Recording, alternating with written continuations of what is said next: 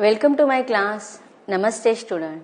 बच्चों, आज हम कक्षा 8वीं की पाठ्य पुस्तक वसंत भाग 3 का अध्ययन करने जा रहे हैं और वसंत भाग 3 का हम चैप्टर नंबर 9वां पढ़ रहे हैं, जिसका शीर्षक है कबीर की साखियां। और कबीर की साखियां इस पाठ का यह सेशन नंबर पहला है। सबसे पहले हम कवि का परिचय देखते हैं।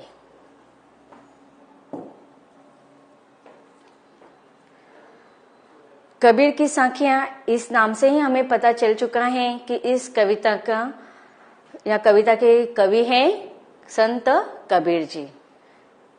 इनका जन्म सन 1398 को काशी वाराणसी में हुआ था और इनके जन्मस्थान गांव का नाम है लहरतारा।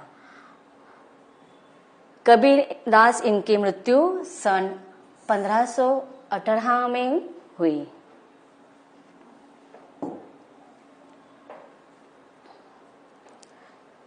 अब हम कबीर के बारे में थोड़ी जानकारी हासिल कर लेते हैं। जैसे कि कबीर जी संत माने जाते हैं और उनके बारे में हमें बहुत सारा ज्ञान है। वह भक्तिकालीन कवि माने जाते हैं। भक्तिकालीन कवियों में भी कवियों के दो भागों में या दो प्रकारों में कवि को बांटा जाता है, जैसे कि निर्गुण भक्त और सगुण भक्त। तो कबीर जी निर्गुण भक्तिकालीन कवियों में से एक माने जाते हैं, अर्थात उन्होंने निर्गुण निराकार भगवान की आराधना किए है। इसीलिए कबीर जी इनको निर्गुण भक्त भी माना जा सकता है।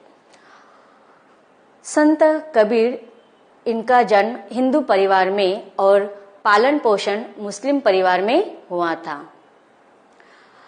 कहा जाता है कि संत कबीर इनका जन्म एक विधवा ब्राह्मण के द्वारा हुआ था और इसी कारण उन्होंने लोक लज्जा के कारण उन्होंने लहरतारा नामक नदी के पास उनको छोड़ दिया था और उस समय उनको नीरू इस जुलाहे के द्वारा उनका लालन पोषण हुआ है। इस तरह उनका जन्म हिंदू परिवार में हुआ था और उनका लालन पोषण मुस्लिम परिवार में हुआ था।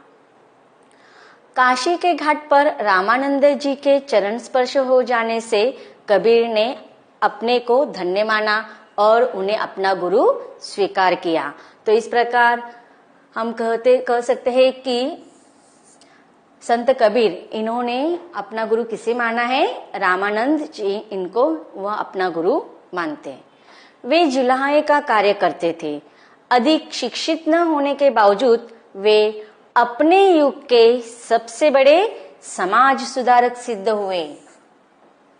वे निराकार ब्रह्म के उपासक थे, अर्थात निर्गुण भक्तिधारा के कवि माने जाते हैं।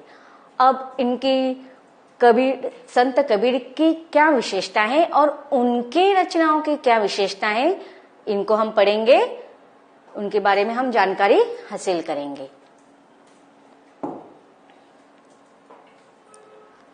संत कबीर ने हिंदू मुस्लिम दोनों जातियों को एक सूत्र में बांधने का प्रयास किया और धर्म के झूठे आडंबरपूर्ण कर्मकांडों पर जमकर प्रहार किया है। वे निर्गुण ब्रह्मा के उपासक थे और जाति व्यवस्था के कट्टर विरोधी थे। उन्हें हिंदू मुस्लिम एकता का पहला प्रवर्तक माना जाता है। उन्होंने भारतीय समाज को दाकिनाइसी और तंगदिली से बाहर निकालकर एक नई राह पर चलने का या डालने का प्रयास किया है।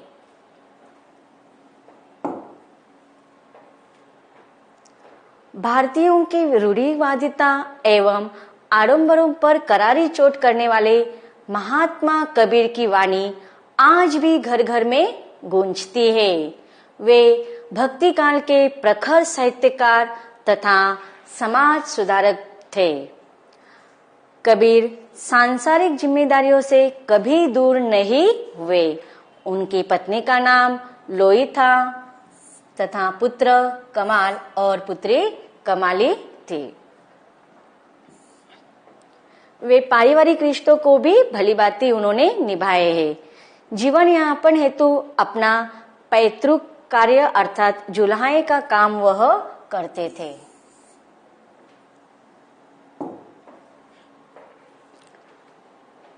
संत कबीर इन्होंने बीजक नामक रचना लिखी है, जिसको 3 भागों में बांटा जाता है, साखी, सबद और रमेनी, जो अलग अलग कक्षाओं में आपको पढ़ने को मिलेगी। जैसे कि हम कक्षा 8वीं में अब कबीर की साखियां पढ़ने वाले हैं।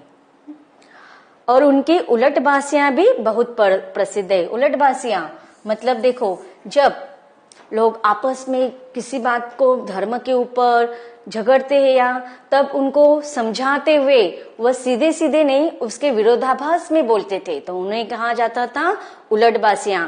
तो कबीर की जो दोहे हैं वह उलट बासियां बहुत प्रसिद्ध है।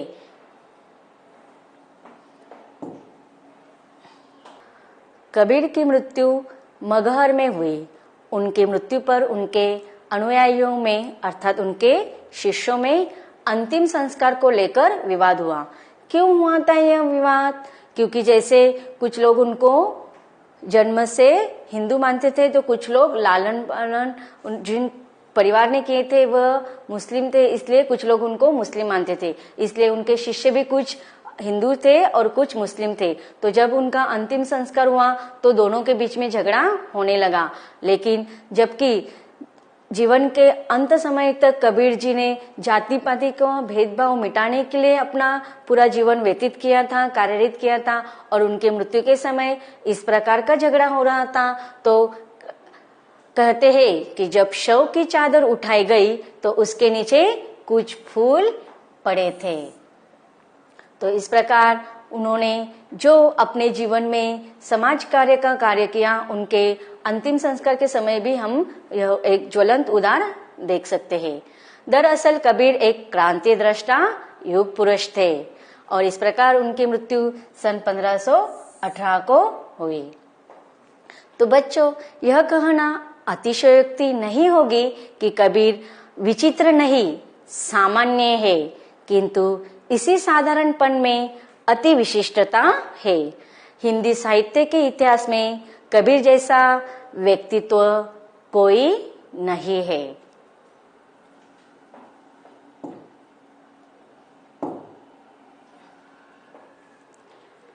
तो बच्चों, आज हम संत कबीर द्वारा लिखे गए कुछ दोहों का अध्ययन करने वाले हैं। तो सबसे पहले हम कबीर की साखियों को पढ़ते हैं।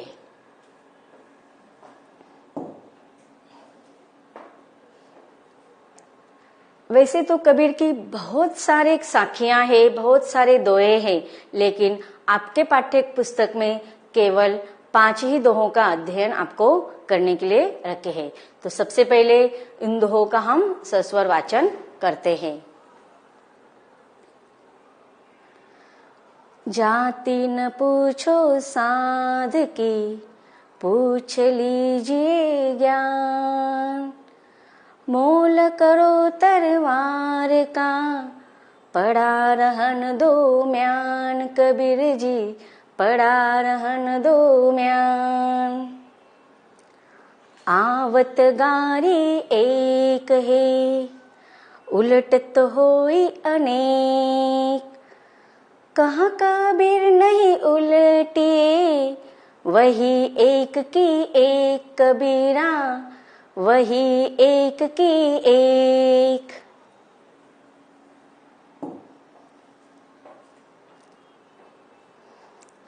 माला तो कर में फिरे, जीभी फिरे मुख माही। मनुआ तो दहु दिसे फिरे, यह तो सुमिरन नाही कबीरा, यह तो सुमिरन नाही। कबीर घास न निंदिए, जो पाओ तले होई, उड़ी पड़ी जब आँखी में, खरी दुहेली होई कबीरा, खरी दुहेली होई।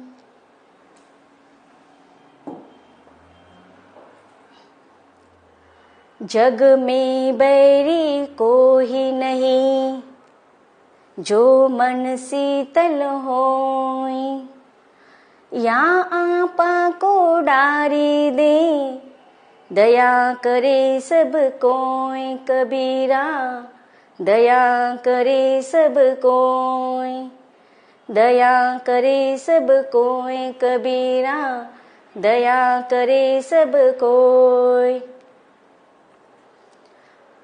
तो बच्चों, हमने कबीर की साखियों का सस्वर वाचन कर लिया है। सुना है कभी आपने कबीर की दोहे किस नाम से जानी जाती है? कबीर वाणी।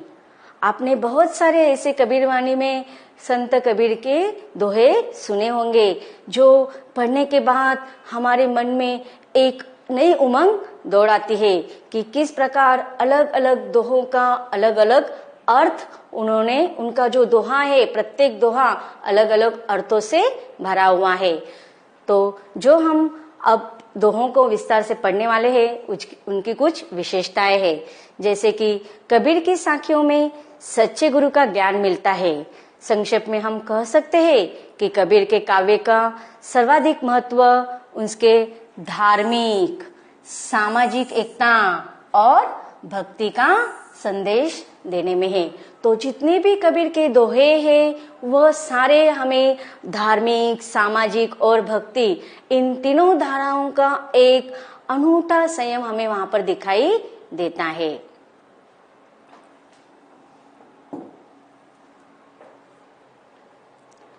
जो हमने अब दोहे को सस्वर वाचन किया, उनका हम एक एक दोहे का अब हम विस्तार से विश्लेषण करेंगे। कबीर एक ऐसी शख्सियत है जिसने कभी शास्त्र नहीं पढ़ा, फिर भी ज्ञानियों की श्रेणी में वह सर्वोपरि माने जाते हैं। कबीर एक ऐसा नाम है जिसे फकीर भी कहते हैं और समाज सुधारक। मित्रों, कबीर भले ही एक छोटा सा नाम हो, पर वे भारत की वह आत्मा है जिसने रूढ़ियों और कर्मकांडों से मुक्त भारत की रचना की है। कबीर की वह पहचान है जिन्होंने जाति वर्ग की दीवार को गिराकर एक अद्भुत संसार की कल्पना की है। यही सारी बातें हमारे कबीर की साखियां, इस कविता का जो पहला दोहा है, इसका सारांश है। तो कबीर के जो पहला काव्यांश में जो पहला पद है, पहला दोहा है, वो कुछ इस प्रकार है।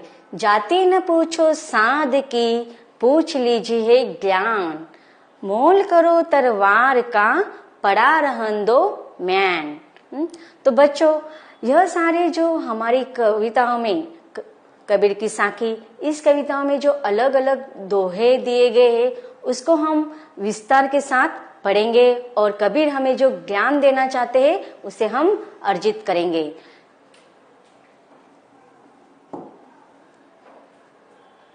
तो बच्चों, अब तक हमने संत कबीर का जीवन परिचय पढ़ा और किस प्रकार उन्होंने एक समाज सुधारक का कार्य किया है और उनके दोहों की क्या विशेषता है, यह हमने पढ़ लिया। अब उनके द्वारा लिखी गई दोहों का हम विस्तार से पढ़ाई करेंगे, अध्ययन करेंगे, लेकिन इसके अगले भाग में।